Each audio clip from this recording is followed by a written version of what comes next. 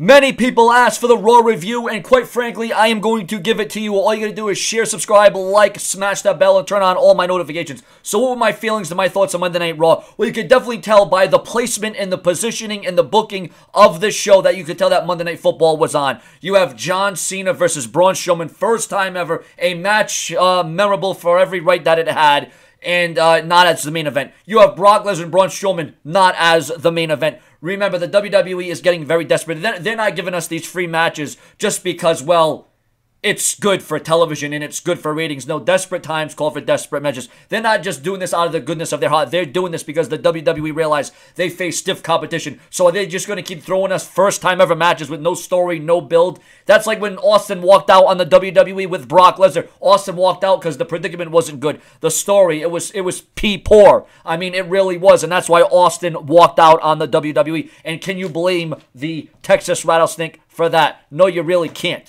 But at the end of the day, Monday Night Raw was watchable. But it's a good thing I'm not really huge into football. The only time I'll watch Monday Night Football is when it's the New England Patriots, and I know I'll get a lot of hate. I know I'll get a lot of criticism. But don't judge me on my football team. Just rate me and judge me on the wrestling talk that I provide and I give you. But Monday Night Raw, all in all, it wasn't a bad show. I mean, you had the good segment between Roman Reigns and John Cena, where I think John Cena got the better of Roman Reigns again. And I don't believe that whole thing about how Roman Reigns had, better matches in 2 years than John Cena has had his entire career. I don't buy that at all. But Roman Reigns is still hanging tough with John Cena.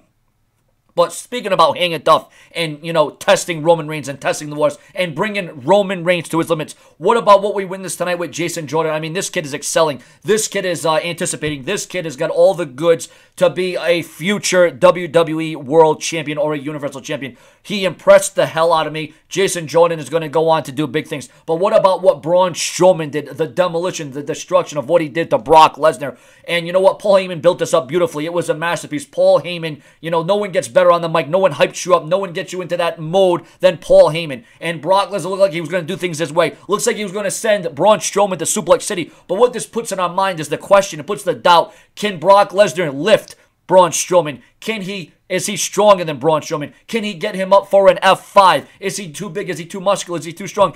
Can not even Brock Lesnar withstand Braun Strowman? And tonight, Braun Strowman showed his dominance. And Braun Strowman ensured that Universal Championship is all but his. So this definitely makes you want to watch No Mercy. Especially, there's a lot of rumors and news coming out. And you got to watch those videos because Sean's View Entertainment will bring you all the news, the rumors, headlines, and the updates as it concerns Monday Night Raw, rumors and news backstage in WWE, and rumors and news on Brock Lesnar, Braun Strowman, and all superstars in WWE. But tonight, Braun Strowman, ensured his dominance against Lesnar again. How is Brock Lesnar going to come back from this? So there's a little story developing there. There's something brewing there. I like the intensity. I like that intangible, looking like the Beast, now looking like a baby. The Beast looking like a child compared to Braun Strowman, who is the monster. So I like the building there. But that almost looks like it's almost a shoo-in that Lesnar will win at No Mercy. But then again, you just never know. I know the main event, it was huge. It was impactful because, you had the Hardys. You had Gallows and Anderson. You had the tag team champions, Cesaro and Sheamus. I understand that and I get that, but that match should have not closed the show. If you want to keep,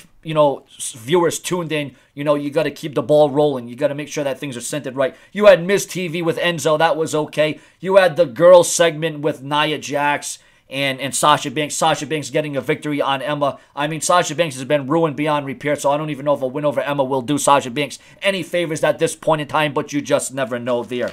Obviously, the storylines tonight was Braun Strowman. The beginning of Monday Night Raw. Like I said, the positioning and the booking of the show, in my opinion, was a little off. But that's only because the WWE knows that they got the NFL, they got football breathing down their backsides. That's exactly what it is. The WWE knows that their back are against the wall, and they got to come up with something. And like I said, the WWE giving us these free matches with no build, no aura. And I understand the Braun Strowman and John Cena match ended in a disqualification, as did a couple matches tonight ended in a disqualification.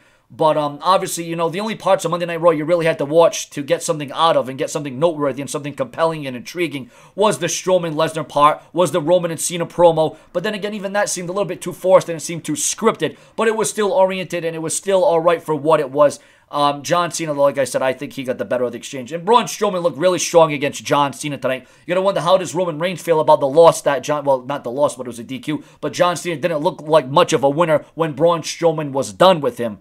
So, ladies and gentlemen, if you want these Raw reviews to continue, all you can do is like, share, subscribe, and comment. That's pretty much all you can do. There's not a whole hell of a lot more to do than that. If you want your shout-outs or your comments pinned, share, subscribe, and comment. It's very easy. And, you know, that tag team warfare that we had at the end of Monday Night Raw as the main event, which was weird to me, which was odd to me.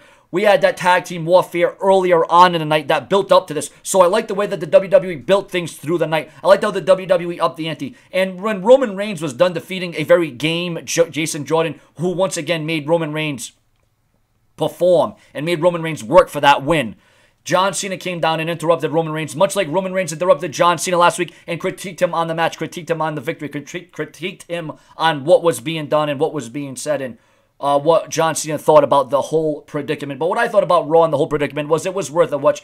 But like I said, you know, there's not really a whole hell of a lot to take away from this. Would this be a Raw that I would go back and watch? Maybe, probably. You know, you never know. We had Kalisto versus Elias. Elias picks up the victory. We had a very odd match between Goldust and Bray Wyatt. Bray Wyatt picks up the win. Finn Balor comes out and Bray Wyatt leaves. Bray Wyatt gets out of the ring. The booking and the logic behind Bray Wyatt is absolutely ridiculous and ridiculous. I don't know what they're doing with Bray Wyatt. They're ruining his character. They're ruining his image. I mean, he builds up this thing. He has all these nice words to say. He cuts this great promo. This very, you know, illustrious, you know, thoughtful, outrageous, satanic, whatever words. I mean, Bray Wyatt's got a great mind. He's got good promo work. But, you know, it just doesn't relate to television when it comes to matches because when the match happens, you know, it just fizzles out. It just fizzles out for him. And just quickly going through my notes here, ladies and gentlemen. But, no, I mean, like I said, the mic work tonight with Cena and Roman was on. The match with Jason Jordan and Roman Reigns, one of the matches of the night. The tag team match at the end was also stellar in its way, shape, and form. But this has been your Raw review. Your comments, your opinions. More to come from the Brash. Sean's name. And if you want the Raw reviews to continue, just like, share, and subscribe. And with this Raw get me want to tune into next week, that's the hook. Where's the hook? Where's the hook? Where is that? Okay, we want you on the edge of your seats.